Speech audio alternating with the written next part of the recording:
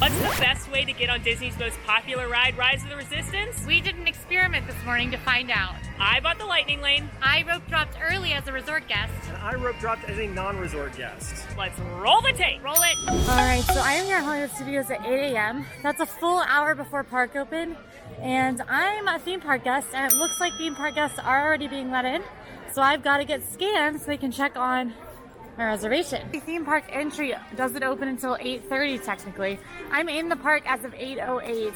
You can see there's not that many people here on the main Hollywood Boulevard stretch, but I would venture to guess that most of these people are headed to Rise of the Resistance, though some might be headed to Slinky Dog Dash. So we are gonna head to go get queuing at Rise of the Resistance. Just because they're letting people into the park does not mean that the park is open, any of the rides are going. Basically, we'll probably be allowed to queue at the attractions, we're about to find out.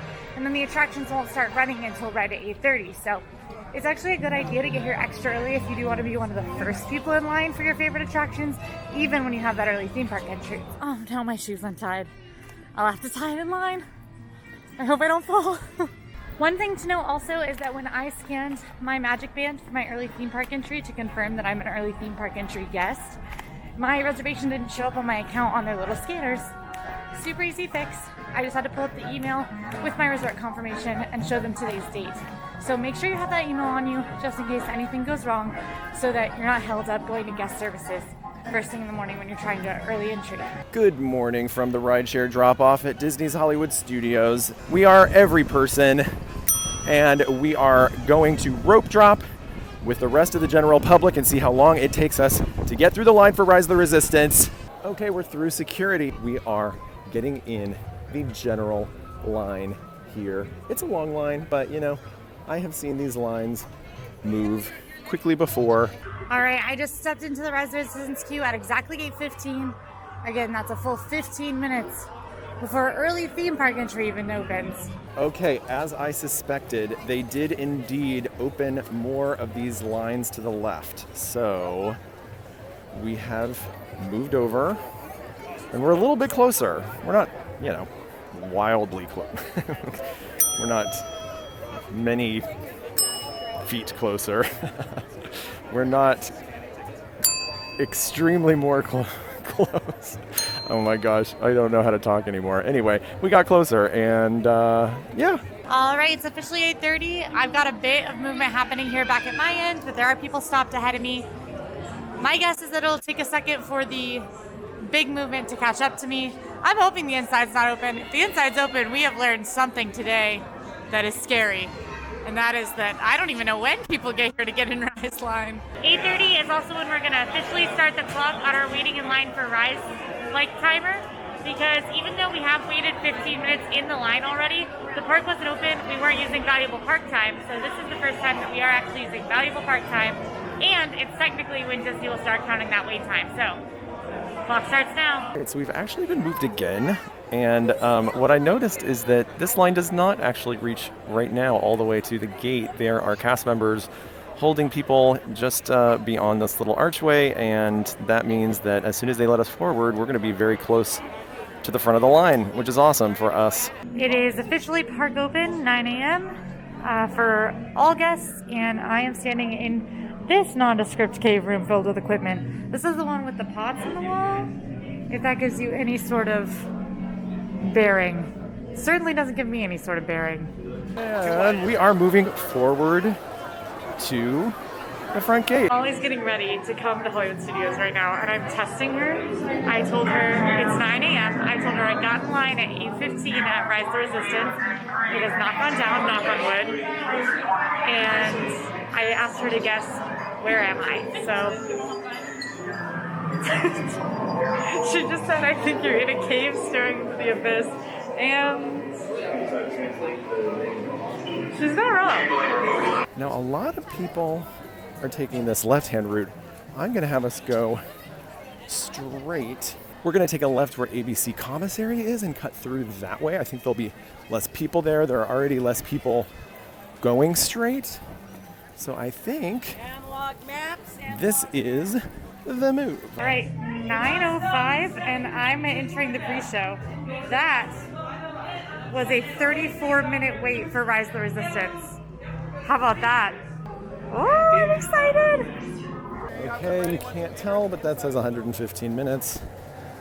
So our stopwatch is started. We will see how long the wait time really is when you rope drop as a regular park guest and not a resort guest.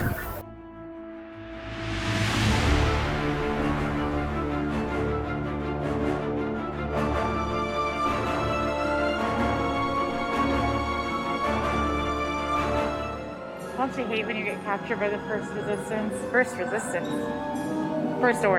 you hate when you get captured by the first order?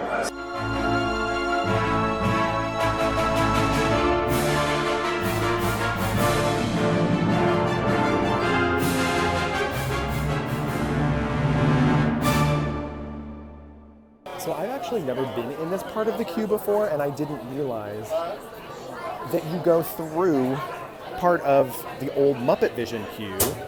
So guess what? I'm relevant today, and that's probably the first time in my life I can say that.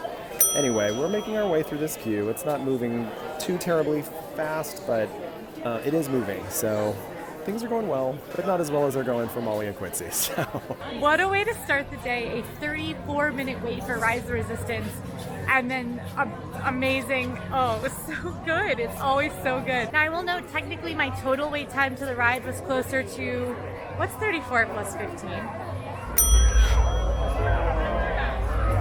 51? No, 49?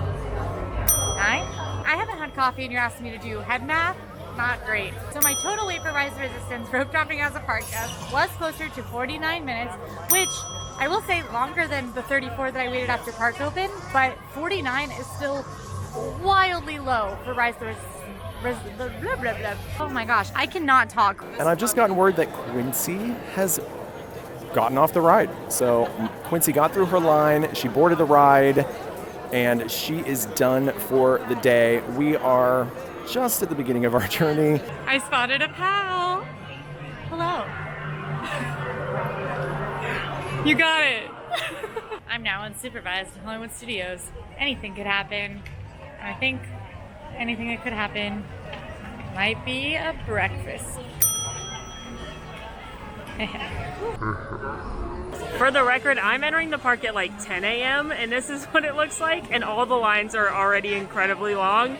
So I will emphasize how important it is to rope drop. But let's go get a coffee and talk about what happened to me this morning right at 7 a.m. I got my coffee and I was coming over here to talk, but I'm being distracted by characters again because I can hear the Pixar cavalcade. And my boy Buzz got a facelift and I need to look at it immediately. Oh, he looks so good! I love you, Buzz! He turned to look, he knew. This video is now just Molly gets distracted by characters on the way to Rise the Resistance. Okay, I'll try not to be distracted anymore, but no promises. Goofy's here now! Hi, Goofy! You're so cute! Rise the Resistance is a fancy ride at Hollywood Studios, meaning it's an additional per ride cost if you would like to skip the line over in the Lightning Lane. You do not have to buy Genie Plus in order to purchase fancy rides. Fancy rides can be purchased at 7 a.m. if you are a Disney Resort guest, or at the time of the park open if you're not. Either way, you do not need to be in the park. The problem with Rise the Resistance is, though, it typically sells out within minutes of 7 a.m., meaning non-resort guests usually do not get the chance to buy it at all. I am a resort guest today, though, because I am piggybacking off of Quincy's resort tour so that we could do this experiment. So right at 7 a.m., I refreshed my app. It did take a while to refresh because there are literally tens of thousands of people all jumping on at the app at the same time. It took a while to refresh. When I first saw it, it said buy one for $9.05. I clicked it. It said, actually, now it's going to be $10.15. I clicked that because when you are booking a fancy ride, not a Genie Plus attraction, but when you are booking a fancy ride, you can select what time you would like to purchase it from 15-minute increments all day. So it said the first one available at that point was $10.15, so I selected that. Then by the time the next screen loaded, it said actually it's going to be $10.50, and I said fine, pay for it. By the time my payment processed, it was for $2.05. So that can happen. I call that getting got by the genie. There are literally at 7 a.m. tens of thousands of people all jumping on to use this system, either to book their first Genie Plus Lightning Lane or purchase their fancy rides. Rise the Resistance is, of course, the most popular ride here. It is the one everybody's gunning for as far as the fancy rides go. So between all the processing and the app taking its time, I got one at 2:05, which means I'm gonna luxuriate for the next few hours, enjoy my day here at Hollywood Studios, and then meet up with Quincy and Breedlove to see how their journey early in the morning at this park went. An hour and 18 minutes. We are now in the pre-show. We have officially arrived at the start of the ride. I am turning off the watch. Now, one thing I will say, if you are going to purchase Rise the Resistance as a resort guest, I highly recommend still getting here for the early theme park entry like Quincy did, and using that time to take advantage of some other popular rides. Maybe do Mickey and Minnie's Runaway Railway one, or head down Sunset and knock out Tower and Coaster. If you want to see that in action, check out my best day ever in this park, where I did a good mix of Genie Plus and not Genie attractions. That way showing you how to maximize your day, where you can skip the lines. I didn't wait more than about 30 minutes for anything, and I did a good variation of skipping the lines in the Lightning Lane and using standby. Wait, I got distracted again. Hi, Kim! You're so cute! Hi, Dale!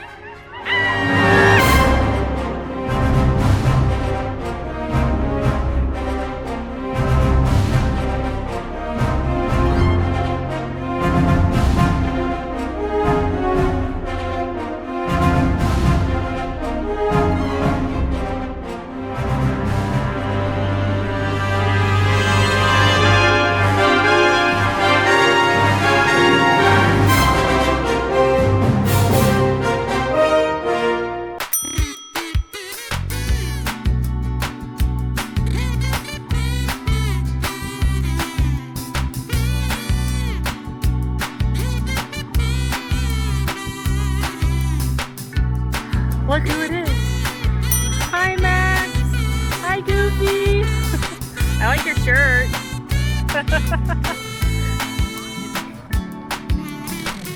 The day continues to be great. So many characters, so much fun.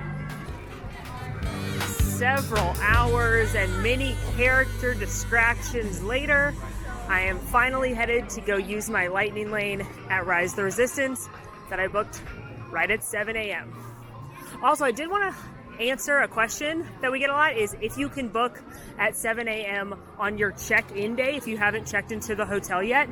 And the answer is yes. I booked this morning, even though Quincy and I aren't checking into Old Key West until this afternoon. So no worries there. On your check-in day, you're good to go. Another question we get a lot is, can you have one person booking a fancy ride at 7 a.m. while someone else books the initial Genie Plus, which also opens at 7 a.m.? Quincy and I did some bonus science there, and she booked me a Lightning Lane at Slinky Dog ride at 7 a.m. while I booked myself this fancy ride Lightning Lane at Rise the Resistance also at 7 a.m. No problem. So yes, you can have two different people as long as everything's all linked up working at the same time. Otherwise, do the Genie Plus first and then the fancy ride. Just because more people, everyone has access to Genie Plus, and a smaller number, only resort guests, have access to fancy rides at 7. Rise of the Resistance did have a downtime a little bit earlier today, so my Lightning Lane was turned into an experience redemption, which means I can redeem it anytime I want for the rest of the day. I don't think that should impact anything because it's been reopened for a while now. If an attraction ever goes down, unless you can get there immediately when it comes back up, wait a little bit because people tend to flock over to it. And then the Lightning Lane return can be pretty lengthy as well, but it will always be much shorter than standby. In Quincy and my road drop experiment video, the ride went down for about 30 minutes while I was in line. And then when it came back up, they were letting in 1 to 2 parties from the standby line and filling the rest of the pre-show with the Lightning Lane. So when I say they're going to prioritize the Lightning Lane, I mean they're going to do that always, but if they're trying to come back from a downtime, it's going to be an even more extreme ratio of priority versus standby. And again, I've said it before and I'll say it again, that's not a Genie Plus exclusive. That is anytime you have a priority lane, Fast Pass, Fast Pass Plus, Genie Plus, it doesn't matter. They're always going to prioritize the people that have the priority pass. I'm going to be in the next group to load into the Ray Room. I will say that this lightning lane does cut off a lot of the queue, but this queue's not that cool, and it's certainly not worth standing in a 115-minute line. There are some queues that are so cool in the standby line that if it's not that long, I would tell you just to wait in standby. This is not one of them. I just want to point out that 4 of the 19 people going into this Ray Room were standby and everyone else was lightning lane. We are walking into the pre-show 6 minutes after getting in line. Hi, BB-8.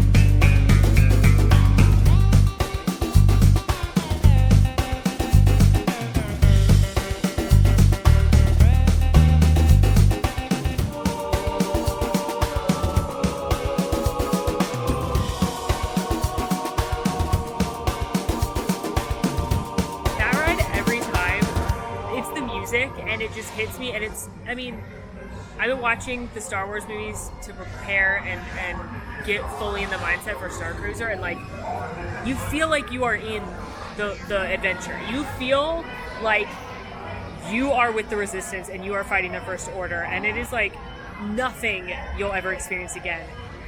But it's such a pain to ride this ride. I ended up waiting 6 minutes to get into the room with Ray, which is significantly less than what Breedlove and Quincy told me they waited. Of course, I did have to pay $15, but for me, I would rather lock in a lightning lane and know I have a spot on the ride pending technical difficulties versus take the gamble. Now, showing up early is definitely the way to go if you don't want to pay for it, especially as a resort guest. But if it were me, I would show up early and ride some other things and knock those off the list and then have this one locked and loaded. Or show up early, ride it, and also buy it and ride it twice because it's that good you may want to ride it twice. Now, let's go find them. Science. Oh, science. Science. Math. Yeah, and math Numbers. as well. Early rising. Science and math were both involved. Early Yeah. rising of the Resistance. What we found today, hopefully some very good tips for when you are trying to conquer this very, very difficult and stressful ride. Yes. You can buy a lightning lane, usually only as a resort guest, and you will save a lot of time, but you may not get the time you want, and you do have to shell out $15 per person. The longer you wait on this one, the worse this line's gonna get. I waited almost 4 hours in line the other day in the middle of the day. Last night, our data showed that it was at about 210 minutes posted right around park close. Yikes. So no matter what you do for this attraction, you're gonna want to get up early. Yes. Let us know what other experiments you want to see down in the comments. We will wait in whatever lines you want, do any science you want, get on any boats you want. I'll get on any boats. If you like this video, go ahead and hit the like button, subscribe if you're not already. And until next time, friends, thanks for watching. Now go and watch our transportation race from the Epcot Resort area to here. Should we go get coffee? Oh yeah. Yes. Yeah. You already got coffee. I need more coffee. Okay.